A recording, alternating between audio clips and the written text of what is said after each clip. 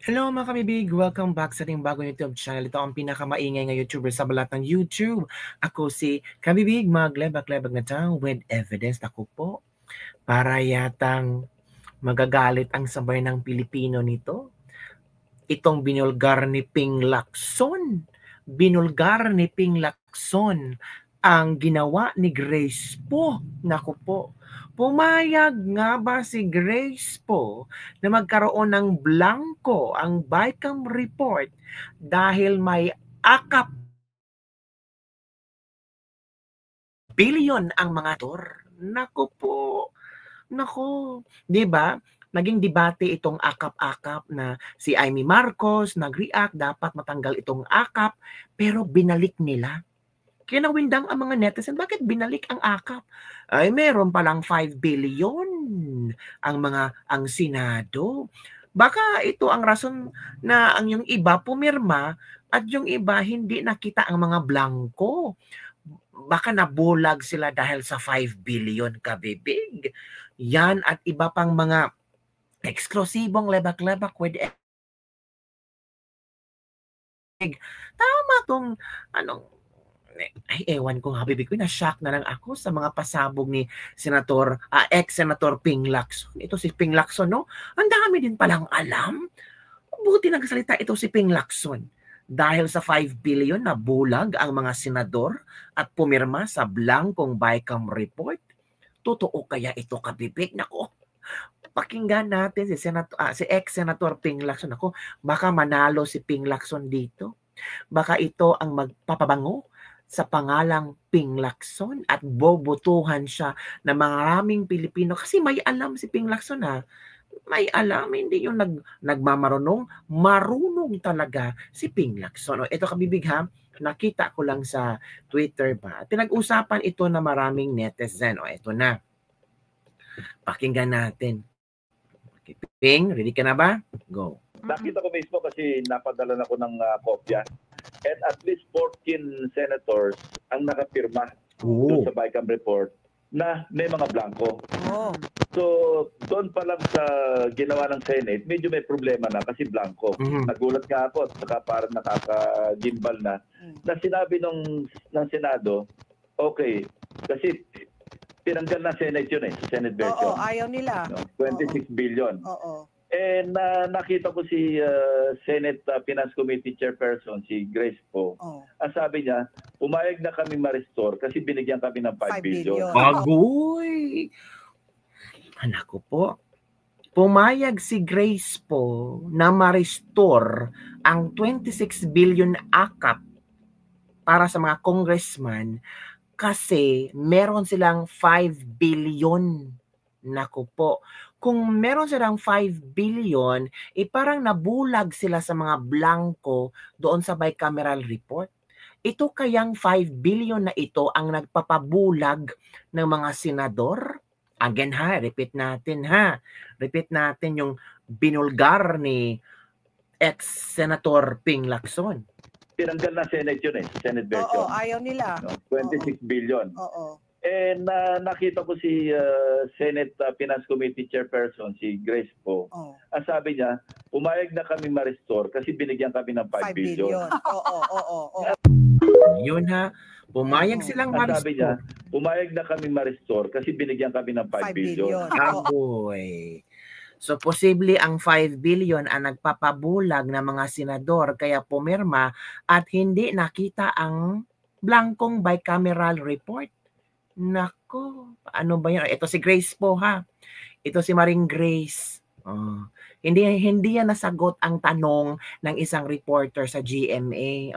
Kung ano-ano lang pinag-uusap-usapan ni Maring Grace. Ewan ko si Maring Grace po. Oy, ito na si Maring Grace po. Maring Grace, ano ba nga? Ito na, Maring Grace. Sige, go Maring Grace.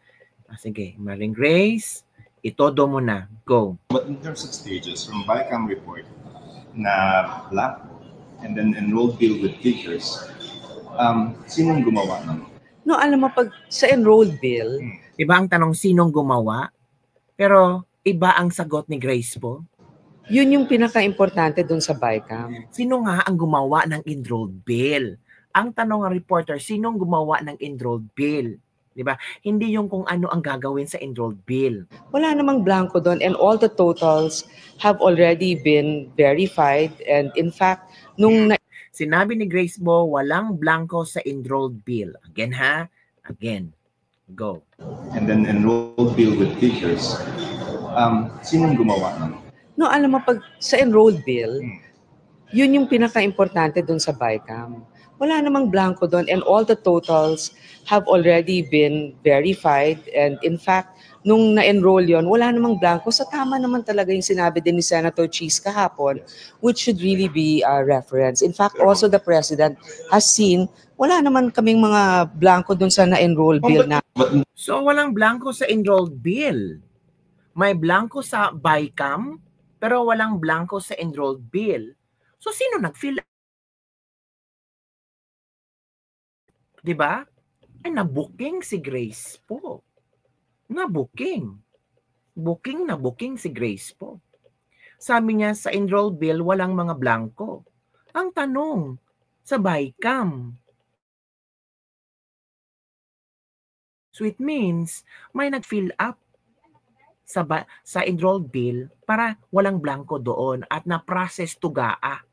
Kaya sabi ni Pangulong Bongbong Marcos na receive ni Pangulong Bongbong Marcos, walang blanco.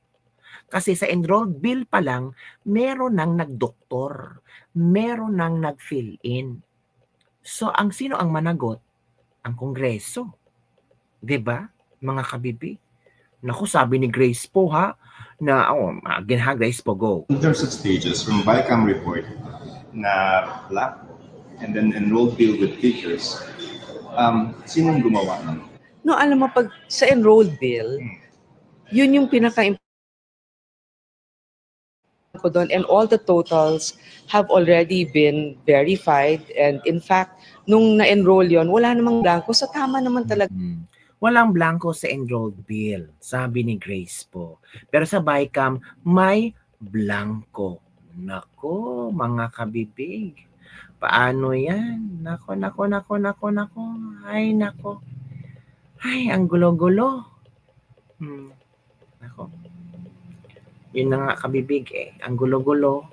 Dinagdagan pa ng mga netizen ngayon na nagko-comment na ano nangyari sa Pilipinas. Ito si Ted Filon. Kung ano ang assessment ng Ted Filon sa 2025 budget. Ted Filon ha, alam din natin kung ano ang kanyang saloobin dito. Kung parehas ba si Ted Filon ng saloobin natin ngayon. Ito, Ted Filon, go. Ng Pilipinas. Ito ang... Do you believe? Sa kasi pinaka-corrupt, mga kabibig. Do you believe ni Ted Filon? Tama ba ang sinabi ni Ted Filon na ito ang pinaka-corrupt, mga kabibig? Kahiya naman to. Ako, ang internet natin, ano nangyari sa ating internet? Oy, naku po, ang internet. Sa kasaysayan po ng Philippines, ito po yung pinakakinatay na pambansang budget.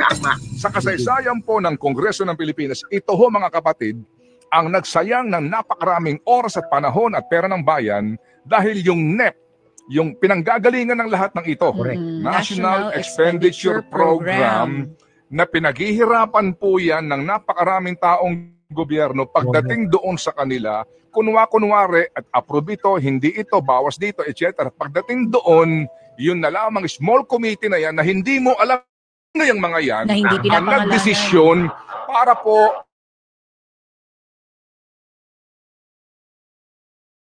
ang bansang budget na ngayon, eto na po yung presidente, sinasabi niya, nahihirapan akong ito.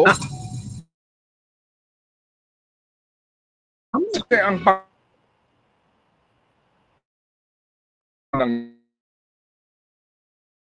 ko, mga kabibig. So yan mga kabibig. Gobyerno sa reenacted budget, hindi. Nagkaroon na ba ng karanasan ang gobyerno ng reenacted budget? Opo. Panahon po ni Gloria Macapagal Arroyo. Dalawang yata yung reenacted budget. Tontuwa nga sila eh. Opo. masama lang po ang indikasyon niyan sa ating mga investors, sa mga, alam niyo na, yung mga nagbibigay po ng rating sa atin, etc. Pero yung reenacted budget na yan, maaari naman talagang muli, kung ito po mga kapatid ay kinatay-katay, ibalik sa kanila, mag-session kayo, mag-special session kayo, ayusin nyo, balik nyo sa akin ng Pebrero. Hindi humamamatay ang mga Pilipino. Hindi ba? Ang gusto lang ng mga Pilipino ba? Yung fair, yung transparency and accountability. Hindi yung parang kaming ginagawa yung gago para lang mapasa ang budget, para may makurakot kayo at kakatayin nyo. Take note ha. Pinasa lang ang budget kasi may 5 billion ang akap ba? Okay lang ang akap kasi may 5 billion ang Senado. Wow, Grace po. Ano nangyari sa iyo, Day? Kahiya naman yan. Diba mga kabibig? Paano yan? So yun lang mga kabibig ang ating latest libak-libak for today. Ano ang iyong opinion tungkol dito? Nakaka-shocking, no? Baka itong 5 ang nag-push ng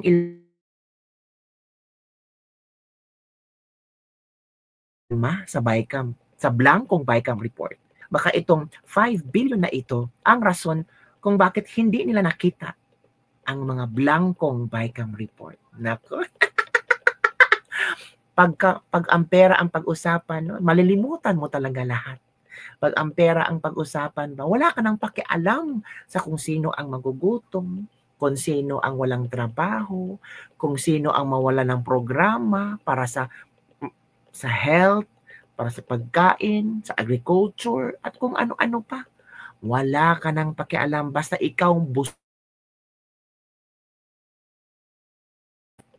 diba? Masikmura mo yung pera ng taong bayan na pinaghihirapan nila araw-araw game lang. Yun lang kabibig. Don't forget to like and share this video. Bye everyone. See you next time.